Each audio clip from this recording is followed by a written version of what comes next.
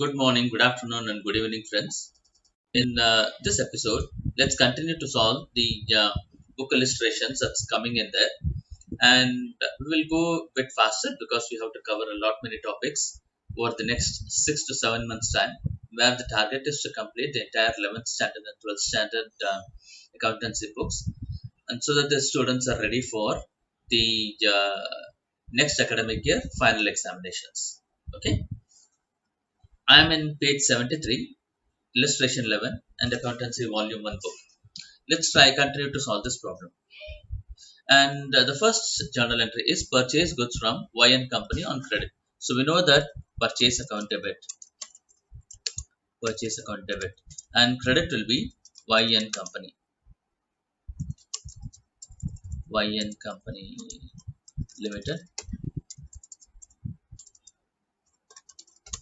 credit, and the amount is 60,000 rupees. 60,000 and 60,000. Why we are debiting this? Because purchases is debit balance, debit what comes in, and credit the giver, YN company limited. So next journal entry is sold goods to DN company on credit. Sold goods to DN company on credit. Debit the receiver, DN company limited debit. Debit.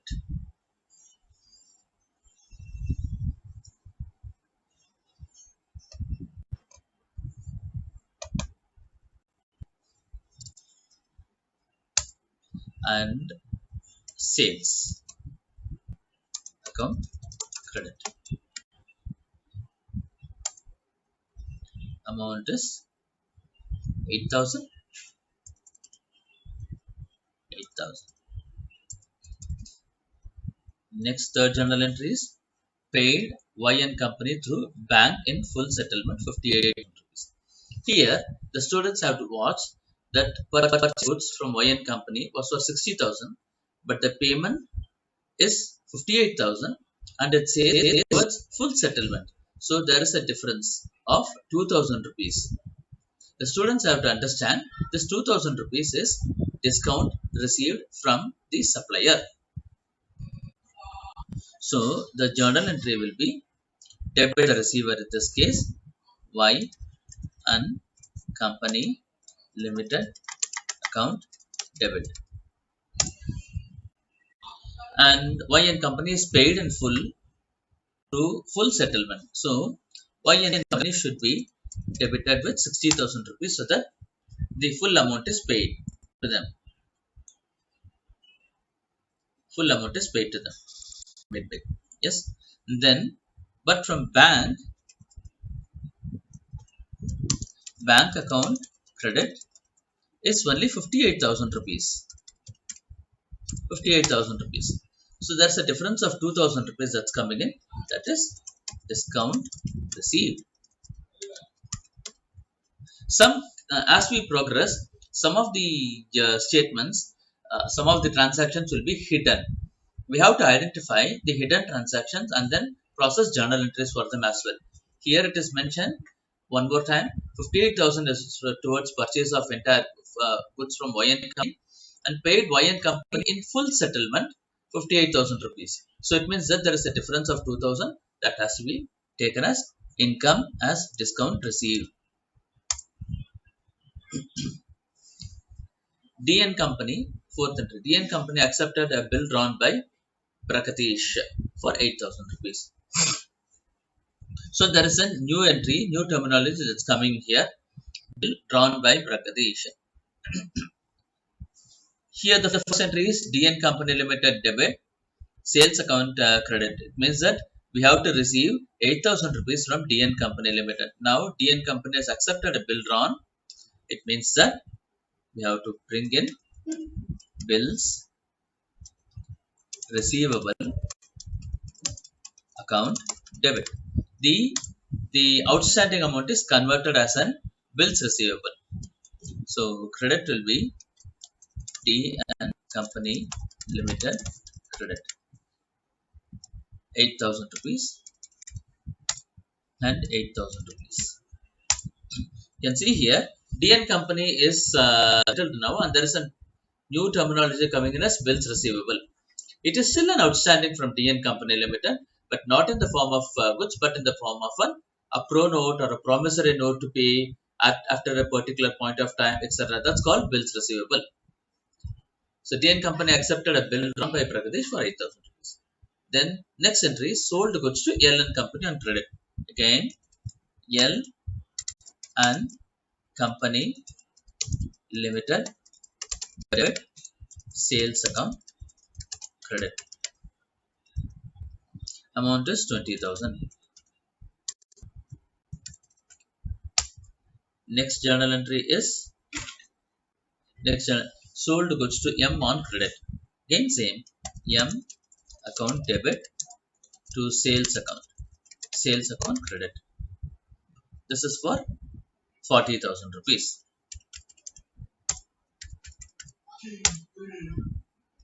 Next journal entry is received a check from M, full settlement, and deposited the same into bank. So it's for 9,000 rupees. How much we have sold to M and Company? We have sold 40,000 rupees to M and Company, whereas we have received a check from M in full settlement for 9,000 rupees, and this is also deposited in bank. So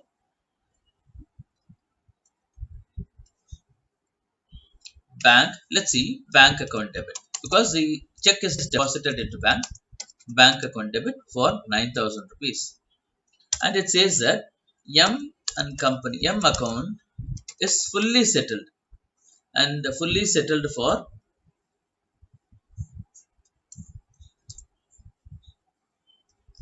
fully settled. It means that 40,000 is has to be credited to M account. There's a difference. That's a difference of 31,000 rupees. That is discount allowed. 31,000 rupees. Discount allowed is an expenses. So that is the reason we are debiting discount allowed account. Here you can see here discount received as an income. Similarly, discount received.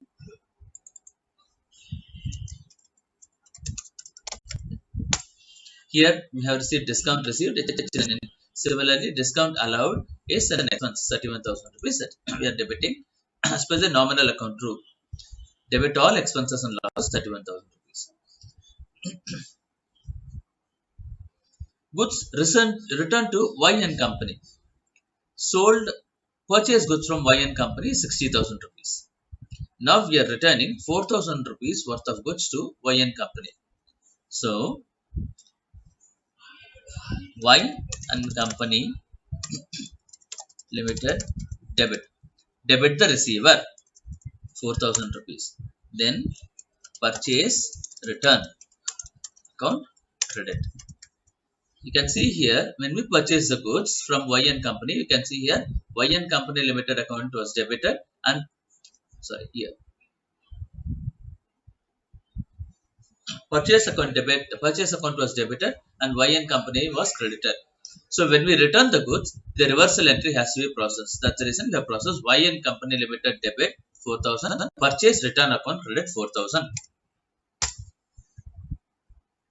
L became insolvent and only 90 paise per rupee is received by cash in final settlement.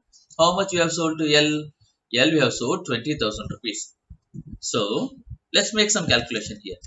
Sales to L 20,000 rupees. Amount 90 paise per rupee. So it means that 20,000 into 0.90. We have received only 18,000 rupees from L and Company as final settlement. So the journal entry will be again here for L and Company we have sold 20,000, we have received 16,000. So there is a discount allowed 2,000 rupees as part of the full and final settlement. So what we will do, and it's received by cash, right? Cash account debit debit what comes in? Cash account debit 18,000 is what we have received in full settlement, and L and company is fully settled. L and company account credit 20,000. Balance difference is, yes, discount allowed. Or we can otherwise call it as bad debts also.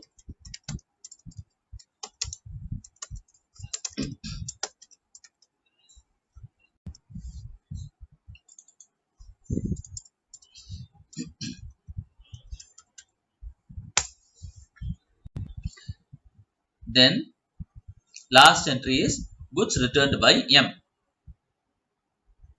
How much we have sold to M? We have sold goods 40,000 rupees to M on credit. Now M is returning the goods. So that is sales and this is sales return. So sales return account debit 3,000, and from whom we are getting it? We are getting it from M and company limited account credit 3,000. Hope the students have understood this. If you have any doubts or clarifications on this particular sum, I repeat, it is taken from page number 73, illustration 11, volume 1.